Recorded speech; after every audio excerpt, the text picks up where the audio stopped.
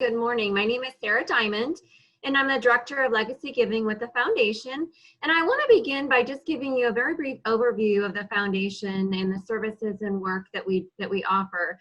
The Foundation works with the United Methodist Churches here in Kansas and families and organizations to provide resources, education, planning, and financial management services. The foundation with that serves individuals and families by helping them to give generously now and also in their estate plan so that they can work towards leaving a lasting legacy that will help transform lives in the generations to come. And excuse me. Now I want to introduce to you our other staff members. We have Gloria Marcus. She is our Director of Finance. And now I want to turn it over to Dustin Petz. Dustin is our President and CEO of the Kansas Area United Methodist Foundation. Dustin? Hi, my name is Dustin Petz. I'm a clergy person here in the Great Plains Conference and have been serving the foundation for the course of the last 2.5 years. And so I'm grateful for this opportunity to be with you today and to have this time of learning about visioning and how we might help our congregations see visions and dream dreams and then put into place strategic plans to help make that possible. And so thank you for being here. Mark Queen is going to be the person presenting, and Andrew Conard, a clergy person in the Topeka area, is going to be asking questions as part of that conversation. And so I'm grateful for both of them. Mark is the founder of an organization called CoreScore and works with families kind of as a coach and consultant and encourager to help them find and use their resources well to achieve their goals. And he also serves as a board member for our foundation. And I'm grateful for Mark and his he does ministry in local churches. He preaches and does tremendous things and is from Manhattan. And so, Mark, we're excited to hear your word for us this day. Andrew serves as the pastor at Susanna Wesley United Methodist Church in Topeka and also is a board member of the foundation. And we're just grateful to hear your guys' presentation and learn with you and from you today. Thank you so much. Thanks, Dustin. Just really excited. Just want to echo that. I've been serving as a pastor for a number of years and served in different congregations. And this idea of mission and vision, I've just found over and over again to be really important. Some organizations and congregations have a really clear idea about that, and others do not. So I'm super excited to talk more with you, Mark, about what we can learn to give some tools and some ideas that we can help use that I can use here at Susanna Wesley, and that we can hopefully use that others can use wherever they are today. So thanks to the staff for helping make this to make it possible. So I again just want to echo the invitation. If you have questions, I've got some questions that I'm going to move through to help us get some idea of these mission and vision. But if you have questions, again, just put those in the chat. We'll gather those up, and at the end of our time, we want to make sure and be able to respond to all of your questions. So I'll be asking questions of Mark, but we'll both have the chance to respond because we really want to make sure that this is valuable, important, meaningful for you in your situation. And you can help us do that by sharing your questions. Again, we'll make space at the end of our time today to make sure to be able to get to those. So as we begin, Mark, I wonder if you could just help us know a little bit more about these words. So I've heard the word vision and heard the word mission, and sometimes people have a really clear idea about what those words mean and how organizations can use them. But can you? But that's not always the case. And so I wonder, as we begin, could you help us know what's the difference between a vision and a mission? And how can we remember the difference? All right. Well, for me, I've come up with, in my experience in the private sector and then even working with churches, my experience has come up with an analogy that I think fits very, very well to really understanding this. I like to think of our vision as where an airplane might be headed. So imagine how many people actually go to an airport and get on an airplane with no clue of where that airplane is going. I don't know that I've ever experienced anybody that's ever done that. Now, if you're a pilot and you own an airplane, I know Dustin, our director here, he's a pilot, and he might get out and just go for a joyride and have no idea where he's going to go. Just enjoy the flight. But when we come to an organization and we want to get on and get engaged with that organization, it's critical that we know where that organization is going.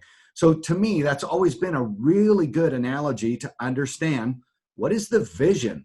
And if you can actually close your eyes and imagine this whole process of making this trip, that it begins really easy to begin to say, well, wait a minute, if I'm going to make that trip and this is where I'm going, then the vision begins to get a lot more clear as we think about mission, because mission is how you get to the destination. It envelops every aspect of that. So if we're going to take a trip, we want to know where we're headed. And then when we're actually on a trip, we kind of like to know the rules of engagement of what I can do on that trip, because there are certain things that I can do, and there are certainly things that I can't do on that trip as well. And then we can also throw in the wisdom to, well, what's maybe is it wise for us to do? So that's how I keep them straight. No, that's super helpful. I really appreciate the way of thinking about that. I'm certainly not flying a lot these days. That idea does make it really clear. And I've had the chance to be a part of congregations, both where where there is really a clear picture about this is our destination, this is where we're going together, and this is how we're doing it. But I wonder if the church doesn't have a clear destination, if we think about this vision as where we're going, where this airplane is headed, where we're going all together as a local church, really, what happens if that's missing? What is the impact of not having a relevant vision statement versus having one that really makes sense, that communicates where we're going? All right, well, let's stick to our plane analogy, and let's imagine that we're thinking that we want to get engaged with an organization. That if, in our ministries as a church, if we don't know what our vision is, where we're headed, then what really makes us think that individuals out there in the world that are seeking to get engaged somehow are going to choose our airplane? How do they know that our organization is going to help them achieve getting to the destination that they're choosing to go to? And it's even possible that an organization has had a strong vision in the past, and that for somehow they've lost it. That the storms of being engaged in this world, the distractions, the pain, the suffering, the opportunities, all of that as we're flying along and we're going with our vision, that we've got these things that are trying to take us off course. And what happens with the people that are on our airplane? What's going to happen to them if they thought that they were flying to New York and we find out that our organization has taken a detour and it's headed to San Francisco? Would we expect that our people on our airplane are going to be pleased and excited to do that? So no, that's a problem. Yeah. So we've got to understand that it's important to have the vision. It's important that we realize that it's perfectly okay for that vision to change. If you're flying in the airplane today and there's a thunderstorm, a huge thunderstorm comes up in the Midwest, you've got to make a decision as a pilot. Can my airplane go through this storm? There are storms that you can't weather, but that doesn't mean that you've got to crash, that you've got to continue to go on that course.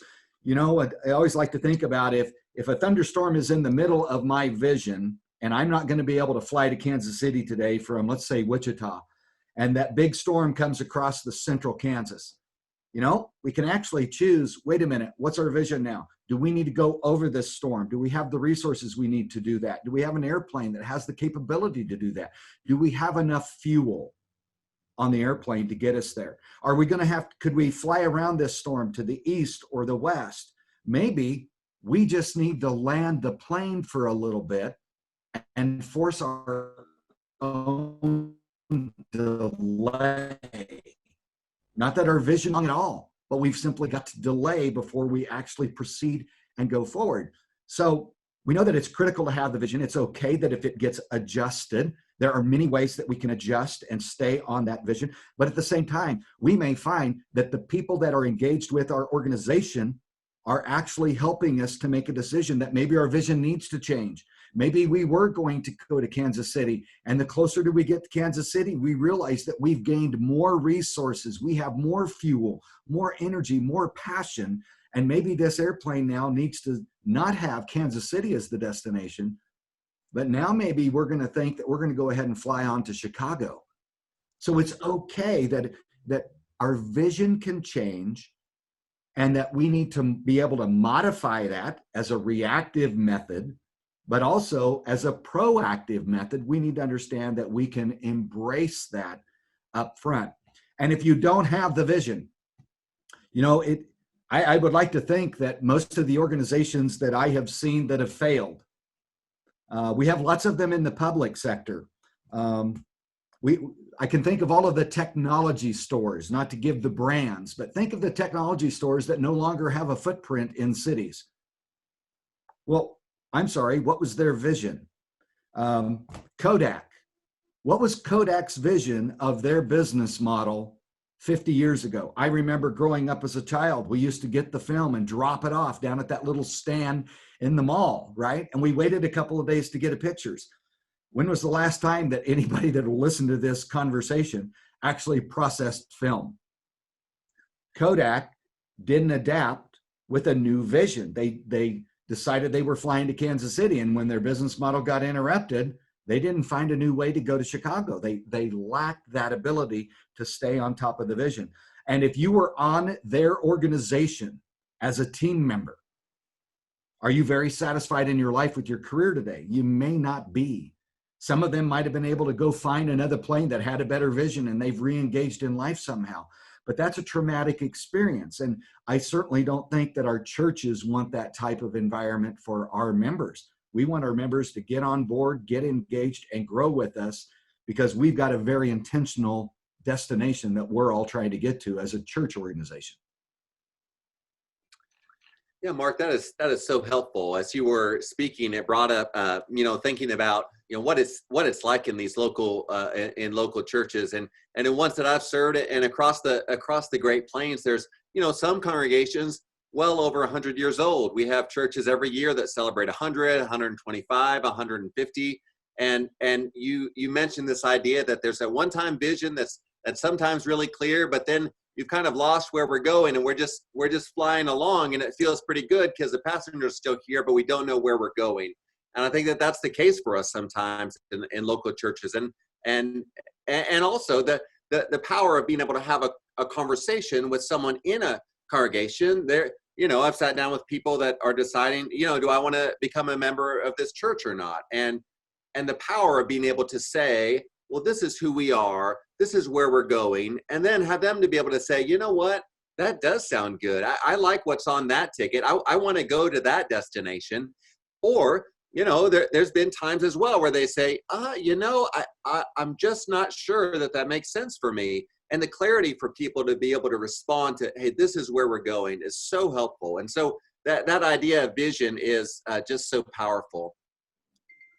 I want to also ask a little bit more about, if we have a clear vision, what about our mission? That other part that you talked about for us. So let's assume that we've got a vision. We know where we're going as a local church, and now it's time to do the work. It's time for a mission statement. What's the importance of a relevant mission statement? And again, what's the impact of not being relevant? Okay, so let's stick to our analogy. As a group today, let's assume that we are going to get engaged with an organization, and that organization's vision is to fly to Chicago. A mission statement is how we are going to do that. The fact is, if we were to go to Wichita and we were to get on a flight to go to Chicago, we'd have choices. There are lots of different airlines that are going to allow you to choose their service, And each one of them are going to have their own way, their own how they're going to make this flight happen. So the mission statement is critical because it makes us think as an organization and a team that supports it of how we're going to make this happen. What is it that we're going to do? So we can actually use the airline industry to just think about this whole process that every organization needs to go through. So let's start with a ticket. 50 years ago, if you wanted to get on an airplane, who did you call? Most people would have called a travel agent. And the travel agent would have went to the computer and done everything they needed to. Or a long time ago, they'd have just called and they'd done all the research for you, and they went through the process of finding that out. So how are you even going to get on this airplane? There's a process to do that. Isn't it relevant that our churches have thought about what's the process for our members to get engaged? To show up at a church today on a Sunday morning for your first time, do we shove a membership application in front of somebody? Or aren't they really doing just like the ticket system works in the airline industry? Aren't they shopping for a church? I've heard that terms many times by pastors, that people are out shopping. They're trying to find a good fit. So in the ticketing world, they're trying to find a good fit of how to make that happen. But the whole ticketing process itself leads to a process. Do you have to use your credit card to get that ticket? Are you going to have your ticket on your smartphone, or you want a paper ticket? And then once you actually are ready for your trip, you're ready to get on this airplane, right? You've got your ticket. You've got to show up to the airport. And then what's the next thing you have to do? There's another whole process that we are all about, which is the security of this process. That if you want to get on, you can't walk straight to the gate. You can't walk straight into the airplane. You've got to take your boarding pass and be able to present it to the people at the security area. And you've got to do what the security people want you to do to be able to come on this airplane. So there are some checks and balances in that process to bring you through safely. Don't we want all of the members at our church that are coming to join us to participate and grow with God? Don't we want them feeling safe in our realm inside the church? I think that fits perfectly. Now, by the way, when people come and they join our organizations, don't they come with a little baggage? I don't mean that in a bad way, but we all live life. We're all human. We're all broken, and we have baggage. And not only is it baggage that we've carried through life, but we've also got baggage that we want to bring with us. We hope that they're bringing their excitement, their passion, their capabilities, their abilities to serve in ministry and mission. We want them to bring that baggage. But wait a minute, what if our airline has not given thought about the baggage process? I mean, you get to choose today. Your carrier will make you decide whether or not you've got to pay for the bags you're bringing, right? So I've flown to Philadelphia quite a bit to see my family, and Allegiant makes you choose how many bags you're coming, and you've got to pay for each one of them. The ticket price depends on it. So some people will let you bring on all the bags that you want. But even when you've made that decision of what you're going to do for bags, think about what that organization has to do. They've got a way. Did you want to check your bags at the curb? You still need your ticket, don't you? You still got to have your boarding pass. Check your bags at the curb. They'll run it all the way through you. Take your carry-on through security. We'll try to make that easy for you. Some people never want that bag out of their sight, and that's okay. But there's another process for that. And then once you actually check your bag, you don't have to pay attention to it till you get to your ultimate destination. If you take them onto the airplane, don't we get instructions as passengers? You know what? Please take your baggage and put them in the overhead container, or put them at your feet. If you've brought two bags on, you can't put them both in the overhead compartment. Please put one at your feet to be courteous to your neighbors. There's this baggage process, which is, again, all about this, how we are moving our organization forward with these people that we want to get engaged. Then when our people actually step on the airplane, are they welcomed? Now, when they get to the gate, are they welcomed? Are people smiling? Are our facilities attractive? Are they comfortable while they wait for the gate to go open and for them to be called? And what is our process like? Do we have them in groups that we just call for them in A, B, and C, or do we call for them by numbers so that we can help them to feel comfortable as they move in through this process? And they finally make it down the plankway and they get onto the airplane, and is the steward or stewardess there smiling and welcoming them and asking if they need any help? Are they asking, can I hang up your coat for you? If we haven't given thought to these types of processes, then we're about to allow people to be inside of our organization and to not be engaged. Imagine if you get on an airplane and you see a passenger that gets on, they don't pay attention to the steward. They just get on the airplane and sit anywhere they wish.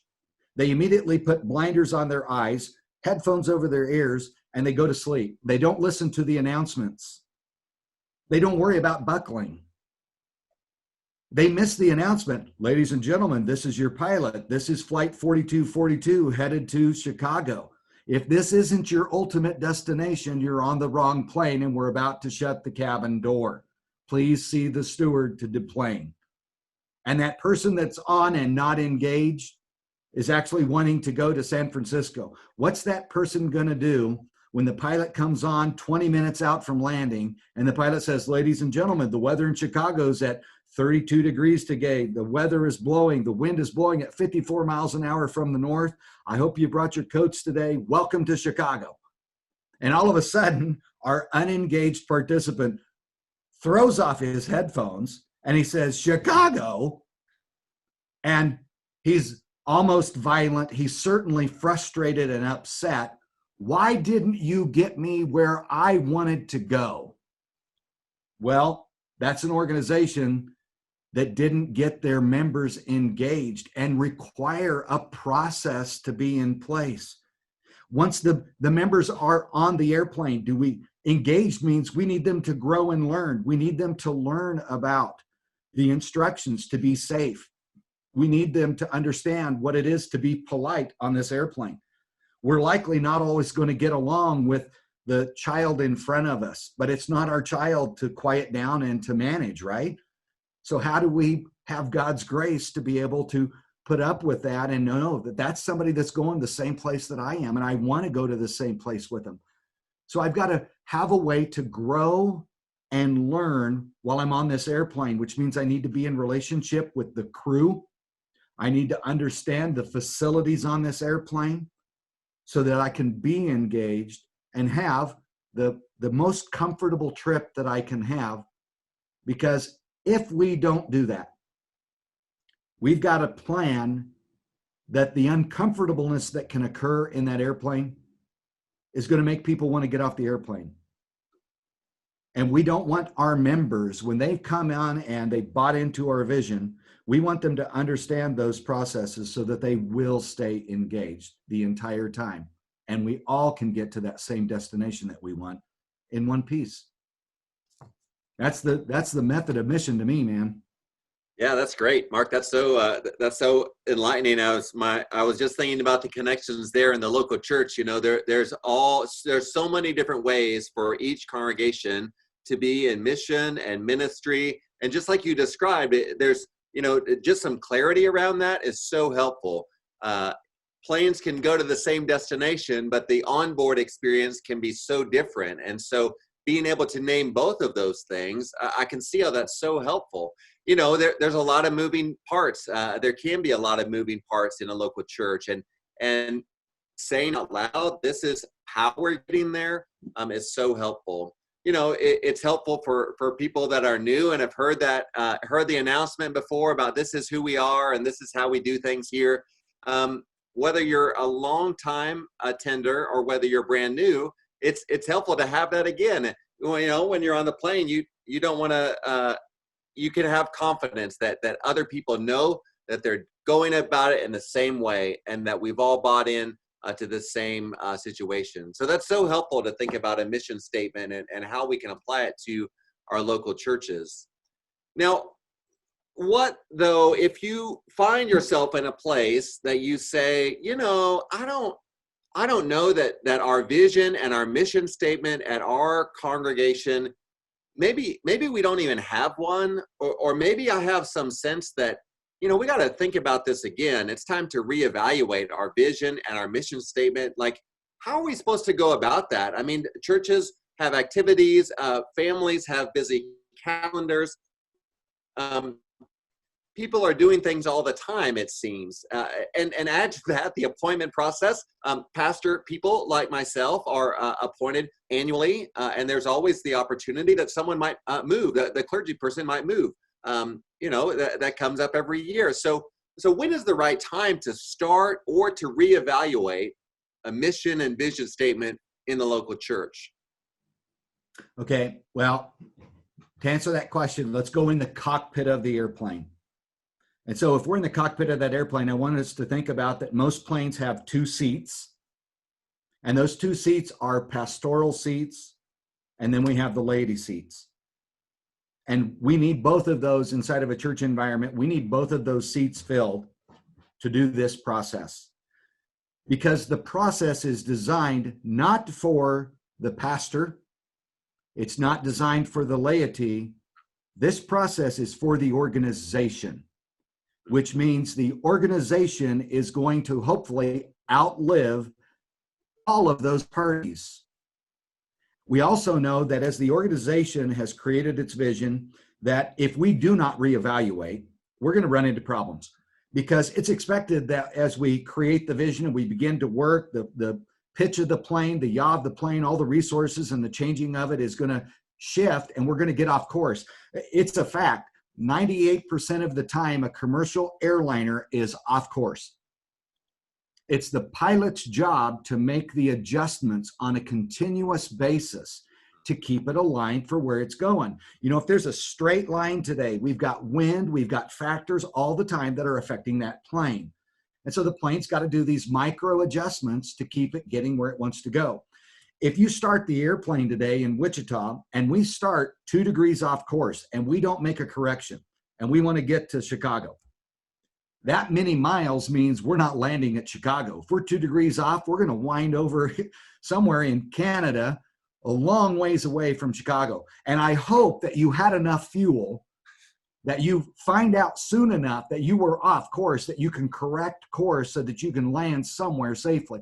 But the fact is, if we're not reevaluating, probably on at least an annual or biannual basis, we're not going to be able to catch when we're off course. So the sooner that we can do that, the better it is. Annually is a great time to be doing that. Because if you don't, the cost can be extreme. We can have churches that fold. We can have them to get off of mission, which takes them in a church off of ministry. So it's critical that we reevaluate. And sometimes we also know that many carriers actually have a navigator. So there's a third seat, a second set of seats behind the pilot and co-pilot seat. Those seats are for a navigator. What's interesting about a navigator is that the navigator has no control, no authority on the airplane. All they do is help the pilot and co-pilot have the information that's needed to make the decisions to adjust the airplane. Captain, we only have 479 gallons of fuel left. Oh, we've been at a high burn rate because of the winds. We better change our airspeed. We better do something. It's the navigator that simply helps give the information and guide it, which is why sometimes churches will have an outside resource to help them go through the process. Oftentimes, pastors are invested in different areas. We all have egos, but this isn't a pastoral vision. It's not a laity vision. It's an organizational vision. So sometimes bringing on a navigator that doesn't ride on this airplane all the time to simply lend their expertise to doing some navigation at the moment can help an organization really have clarity. So much clarity, in fact, that when you have the appointment process that comes in, I can only imagine being an itinerant pastor and showing up at a church and having the lady say, "Welcome to the pilot seat. Let me tell you where we're headed. Look at this vision and look at all the things that we're doing to get there. Pastor, where do you want to get plugged in at?" That would excite me as a pastor. Yeah, that does sound pretty good. That's certainly not always the case entering into local congregations. You know, I appreciate the reminder that it's not the pastor or the laity's vision. It's really the organization, because organizations, local churches, hopefully long last any given person, their connection there, or even their lifespan at times. You mentioned that the navigator a few moments ago. I wonder, as someone that can help with this vision or revision process, kind of identifying those, are there other resources that local churches might need, or other people that might help lead this reevaluation on vision and mission, or maybe even doing that for the first time? Absolutely. Number one resource that you need in this work is a mindset of curiosity. To come into this process and say, I wonder where this organization could go, and not carry with that question judgment, because we're just trying to discern, where can this plane go? Why have you been flying to Paola when we've just learned we've got the resources, the energy, the passion, the people, the members, the financial resources? We have all the resources that we need to have a much bigger airplane and to go to a more robust destination. We can take more people along. So curiosity is what gets rid of all of those restrictions of tradition. It gets rid of the restriction of, well, this is the way that we've done it in the past. This is the way that we do it here. That's fantastic. I'm thrilled to hear that's the way that you do it here, but I'm wanting to know where you want to go. Because if we don't know where we're going to go, we don't know what are the things that are going to do to get there. So curiosity is a wonderful, the most powerful resource that we have.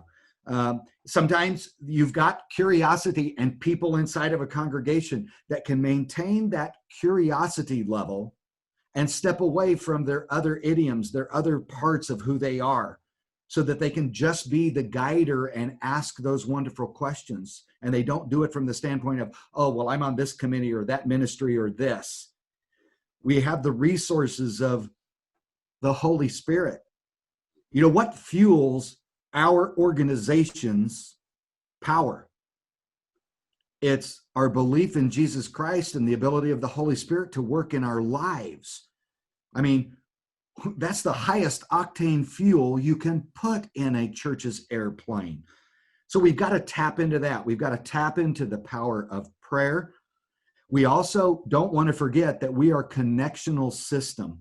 We have the conference that has some great resources. Actually, if you have not heard about R360, that is a process that the conference has embraced. It has promoted that every church in the Great Plains Conference can embrace. They have coaches that they will provide to you. I have actually myself led some coaching through the R360 process, but there are a ton of coaches that are available to do that. The conference has people on staff that they are invested and willing to help our local churches do this type of process, because we want our churches going to be this. No. You figure out what your vision is, and you make your local church figure out how that is going to do. And they're there to just provide resources. You've got networks. We've got our district superintendents. And just by reaching out to know what is it that's going to help my local church do the best job of shaping where we're going and how they're going to help us to figure out what it is we're going to do to get there. That's the process. If you need help for these other resources to come in and provide you, that's really cool, because you know what? The navigator, anybody that leads that process, if they're not a member of this organization, that means they're getting off the airplane.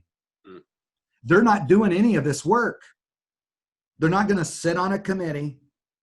They're not going to be controlling the finances. They're not making gifts to how this is going to happen. The only thing that they're going to do through the connectional system is when they get off the airplane, they're going to be in prayer to help continue to fuel that organization forward. So that's one of the real joys of being in the United Methodist connectional system is yeah, your church can go out and do everything it can do, but we've got these other things that we can rely on as well. Mark, that's fantastic. I think that's, to use your analogy, maybe a good place to land. I'm super excited to be able to, yeah, you like that? Super excited to be able to take some of these things. It's inspiring and encouraging for me to take these ideas to the congregation that I'm a part of, and hopefully for others as well. we want to make some space again to be able, so thank you for your wisdom and your expertise for helping us paint this picture about what's possible, and using this idea of an airplane. It helps me imagine and connect the dots on how do we actually put this into place and how do we take some action here. I want to be able to also make some space to see if there are questions that other people that are part of our webinar today have, so that we can take a chance to respond to the questions that you might have for Mark and I, to be able to be helpful, most helpful for your local church. So I think that we've got Joanna has been collecting those questions, I believe. Is that right? And maybe we can see. And so if you've got more questions, or if you're thinking of something now, or they've sparked an idea, again, the way to share that with us, one of the best ways to do that is to put it in the chat. You can click the chat button at the bottom of your screen and then type that in the side. Joanna will be able to put those together, and we will take some time to respond to your questions. So let's, excellent, there we are. Let's take a look. So the first question is, what obstacles are there to a successful visioning project completion? Awesome. You know what? I think that's a really good question. I've got a request of everybody. If you've got your camera shut off, if you would turn that on. When you see these questions, I'd like for you to just throw a thumbs up if you kind of think about that's a relevant question for what we're talking about here.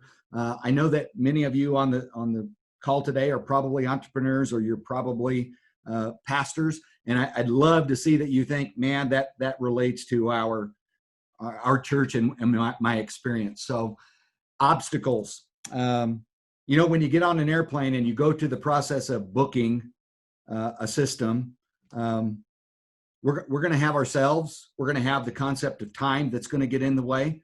When do we find time to do this process? I think it's pretty clear for the work that I've done is that if you haven't done it, there is no time like the present to get started.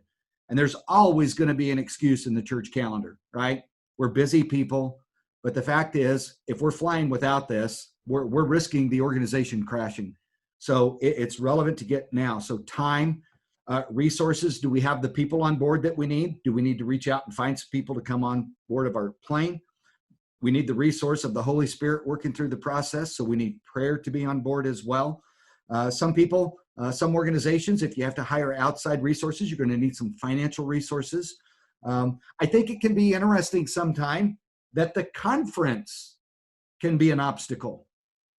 I think it's fair that in my experience inside of our congregation, sometimes we might have a bishop that can serve, that actually may have a focus on getting a different level of paradigm or a different level of activities done, and not actually encourage this to happen. So that can be an obstacle, and that can also be a blessing, that you might have a bishop that actually encourages it and actually forces it out and wants people to get it done. So the connectional system, sometimes because we are so vast, sometimes that can be intimidating to us. Hey, I know there's got to be somebody in the conference that can help us do this, but where do I start? I mean, if we've got 400 churches in the conference, then which one of those pastors may be able to help me do this?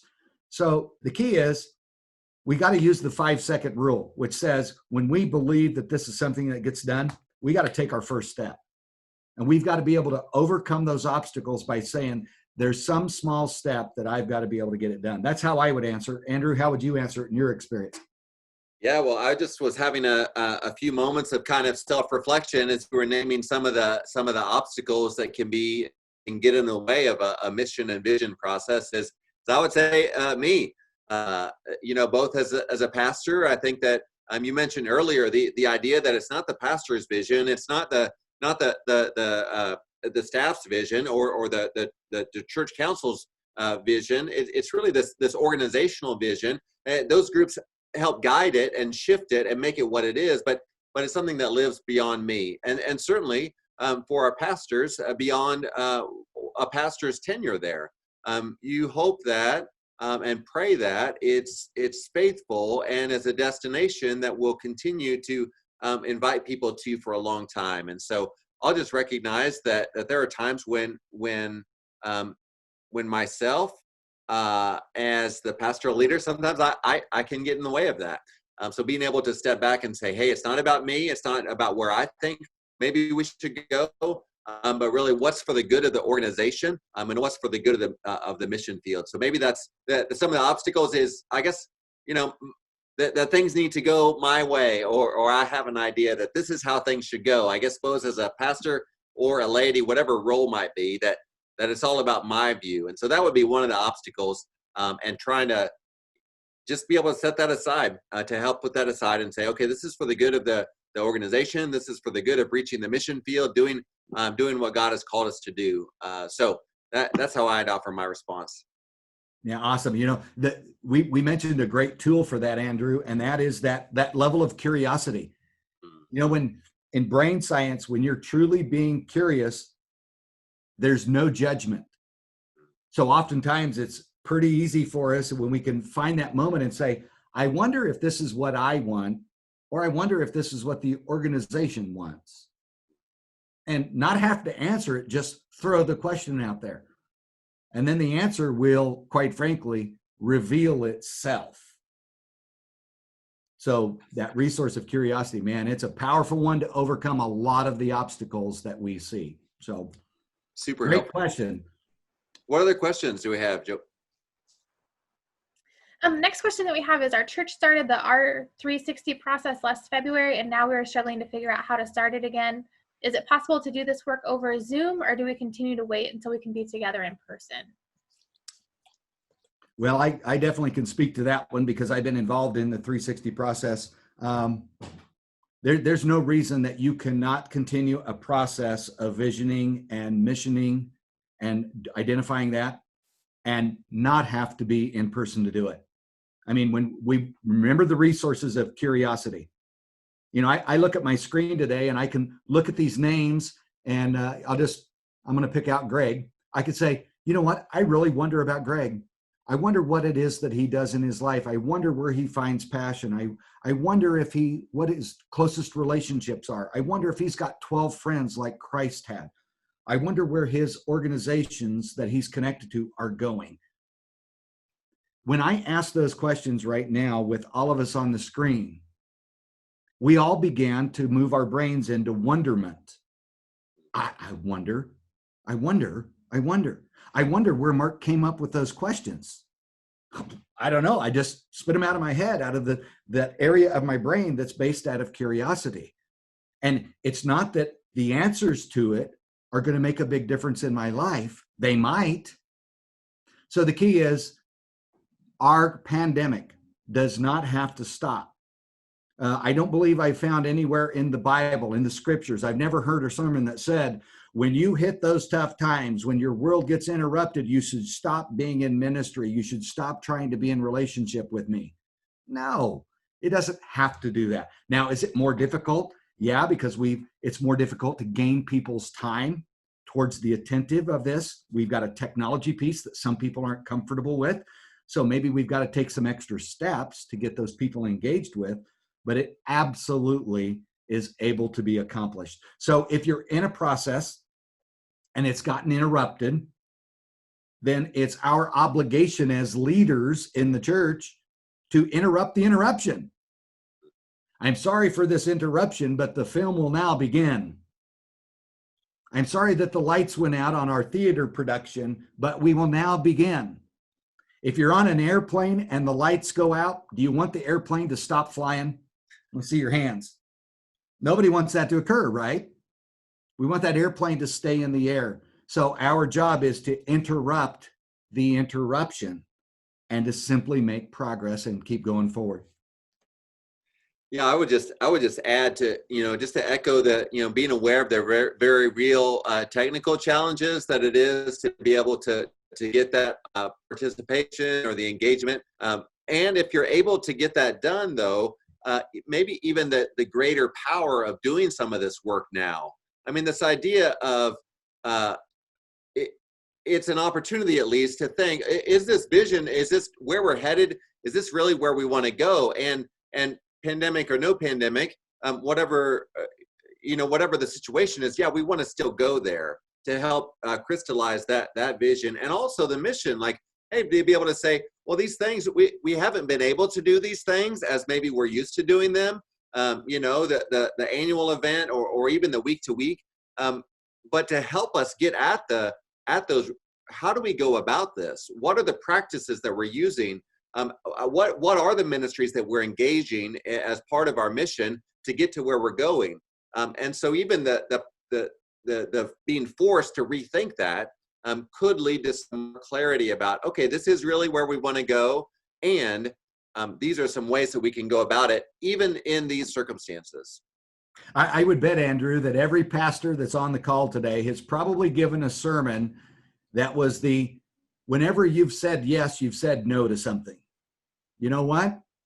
Our organizations, especially our churches, have been in the process during this pandemic of saying, no, we can't do it that way. Well, every no provides the ability to say a yes to something. So how can we be in ministry in this new normal and simply make that pivot that we've probably all heard about to be able to say yes to something? So if the R360 got stopped because it was, I'm sorry that we used to do it this way, interrupt the interruption, make the pivot, and say, yes, let's move forward in the other way. Thank you. We have about 10 minutes left and a couple more questions. The next one is, how do we move from a larger vision to the details of how my church can take action, a strategic plan for making progress toward the destination? Okay, so if we've got that vision, it's really just a matter of breaking down the processes, starting with an inventory. That if we know that we're headed to Chicago today on our airplane, if that's our vision, then we can look at our airplane today and see what are those processes that we do have in place. And we're inventorying those processes because eventually we're going to be able, through the process of inventorying, we're going to do some evaluation. For example, if we have to remember that airplane is constantly moving. And when you left Wichita, headed to Chicago, the furthest part from Chicago, what you were doing on the airplane at that moment is not what you're going to be doing when you're 20 minutes out, right? So when we think about that, we've got this destination that it's changing for us, it makes sense that our processes, our mission and ministry are going to need to change as well.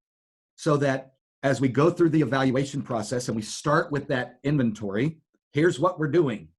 Well, I'm sorry, but if we're spending resources today on our baggage system, when we've got it perfected and we've got all of our bags on here, why are we continuing to use energy and people's resources on that baggage system when we've got all the bags? That system is nailed.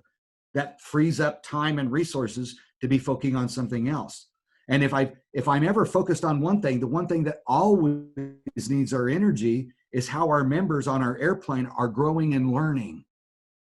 You know, if you are on an airplane, and I think this is fair, we can assume that sometimes we've got people that show up into our congregations or sanctuaries, and we can look for them in the same spot in the sanctuary every week, can't we? Well, I hope you have a really dynamic sermon and they're engaged in other times during the week, because the only time they're really going to be learning then is when they come into their seat. But can you learn anything else by sitting in a different seat on the airplane? Absolutely. You can see that there's different audio dynamics if you sit in a different place in a sanctuary, which might actually make somebody say, wait a minute, if you have a hearing loss problem, you can't sit on the front left of our sanctuary. We've got poor speakers there. You can't hear the sermon. You can't hear what's going on there. Well, wait a minute. Why not? If our organization is going to be growing and we know that spot of our sanctuary is going to be full with members sitting in those seats 90 days from now, they better be able to hear, what are we going to do about it today? And that's just a great analogy for us to understand that the closer we get to the destination, the more that we need to be able to evaluate and be able to shift and look at all these systems on our airplane. We are going to ask people to move on our airplane. we're going to have different people, different lay leaders that are going to be on our airplane that'll come into the cockpit to help us with the process. So the mission through the evaluation process will be changed. It starts with take an inventory and then begin to evaluate with that inventory what's still relevant, what's keeping us on task for where this plane is headed right now. Do we want to continue those ministries or mission, or are we doing them simply out of tradition? And whatever it is that we're doing on this airplane today, is it what's helping people to want to get a ticket to get on board with us? Because if we're not bringing people on board with us today, who's going to be on this plane in the future when we all die out? So we've got to constantly be looking at this through the evaluation process to say, what's going to make people want to come on board and how do we relate to them? You know, you can't, I don't know anybody that's probably called a travel agent in the last 5 years. If the people that are on this call today, I bet you that we have a very low percentage of them that actually call a travel agent to get on board a plane anymore. So if we had an organization that was filling their seats by using a travel agent, I'm sorry, that airline is out of business today. And we don't want to be that one. So inventory, evaluate, figure out what's on board our airplane that's making people want to come engage with us and what's going to keep the people that are here with us now engaged. And develop the new ministries, the new processes, the new ways to get engagement. To me, that's the process that we continue to monitor for the mission statement to make improvements to it. Andrew, thoughts? Oh, no, it's just the only thing I'd offer there too is with clarity around those statements, then inviting people, leaders in different areas to be able to ask that question. Okay, if this is where we're all going together, how does what I'm working on fit into that overall picture? And that clarity of overall can help you invite people to trust one another, that we're all doing this thing together, even whether it's with a children's or a food drive or music or whatever it might be, that we're all doing this together. So just inviting people at each area to say, how does my part fit into that? What are the benefits to having an outside person or team leading the process? You know, I kind of mentioned that earlier. To me, sometimes the people in the cockpit are fully engaged in the operations of the entity. They have multiple jobs. And sometimes it can be difficult to step away from that job to just step into the role of being curious. And so to me, the most difficult situations to me almost always require that outside mediator, that outside navigator to come on board the airplane, because we're associated through our vested interest, but only a vested interest of Jesus Christ. We all want to see these organizations thrive and survive. But yet an outside party isn't going to be the one that's going to do the work. So is it really fair for an outside person to come in and do the work and to really guide up this team to do all this amazing things when they don't have the resources for it? That's going to fail. That's not going to help us carry out the mission. So the outside party comes in and just really with curiosity helps lead that process and challenge the organization when they're done. Okay, the goals and the metrics that you've put out in front of you that you're going to achieve, are they reasonable? Do you really have the resources you need to carry this out? And how will we know that you've done it? I promise you, any professional navigator that comes in and helps any organization, they would love to be called 3 years after they had led a process and said, you know, we need to have you back because we thought we were going to get to Chicago in three years. Hey, we got there in 18 months. We got to revision again and find out where we're going next. And if it worked so well the first time, then can you get here tomorrow? Yesterday is too late. Let's make this happen soon. I think that's the benefit of an outside navigator where the gun for, and that's why I'm so proud of the Great Plains Conference being able to provide resources if you need them. and they're available and useful. There's lots of them there. As we close, I have one last question. What is one comment or last word of advice that either you, Andrew, or Mark would like to share with us? And just an important, whether it's a tip or an important element of visioning that you have not already shared with us, even if it's just a word or a phrase, something that, just a good takeaway that you have not already shared with us that we should consider. Mine would be, nobody can leap across the Grand Canyon. It's physically impossible for a human being to leap across the Grand Canyon. But human beings can cross the Grand Canyon by taking individual small steps down the trail, get down to the walking bridge, take the small trail up the other side, one step at a time. Don't attempt to leap. Take a step, one step. I just add on to that the value of keeping that destination in mind. You know, it can get bogged down in the day-to-day and in commitments, and having a clarity about where you're going altogether can help power through some difficult seasons, as well as give light and energy no matter what the circumstances are. So keeping that in mind and always reminding people about this is where we're going is what I'd offer. And Andrew, you made me think. I want to amend my statement. Take one step, and if you don't know what step to take, contact the Kansas Area United Methodist Foundation. They will help you get you to the resources to take a step. That's a part of our mission. Well, Mark and Andrew, we are incredibly grateful for the two of you. Thank you so very much for all of the time that you put into this today. I've really enjoyed working with you in preparation for today's webinar. So thank you again so much. I've enjoyed this myself. I've been making notes and really appreciate, again, your hard work and dedication that you put into this. So with that, I want to thank everyone so much for your time and for joining us today. A couple other comments that I want to make. We do not have a seminar, another Learn and Grow webinar planned again until January.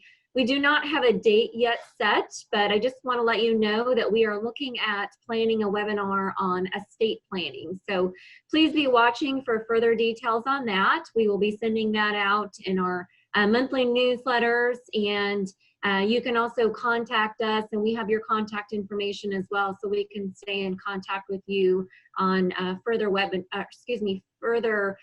and Grow webinars. So please, again, watch for further details on that. Just some other comments that I want to mention. The foundation offers resources, as I think we've already mentioned, that can help with your church's vision. So if you have a vision statement and you want to, or you have some ideas that you want to send to us, we'd be glad to help you with that. So some next steps with that vision. I also want to mention that the Kansas Area United Methodist Foundation supports organizations and churches through the pathways for discipleship grants. So we offer matching grants that are awarded to churches and organizations to advance ministries across our state here in Kansas that can help in creative, innovative, that are new. So with that, they fall into different areas that include children and youth, ministry and outreach, and leadership education. So that's information too that might be helpful to you and your congregations. Unfortunately, our grant application for those is currently closed, but you can look at our website and find out more information on that. The grants are typically accepted between late May and September 1st. So just something to think about for the future. So again, we're so grateful that you've joined us for today, that you've set aside time to join us, and we hope that you've taken information or will take information that you can bring back to your churches that will be helpful. So thank you, and please be watching for additional information. We will be sending you a follow-up email with a recording and evaluation and some other resources. So please be watching for that as well. Have a wonderful day.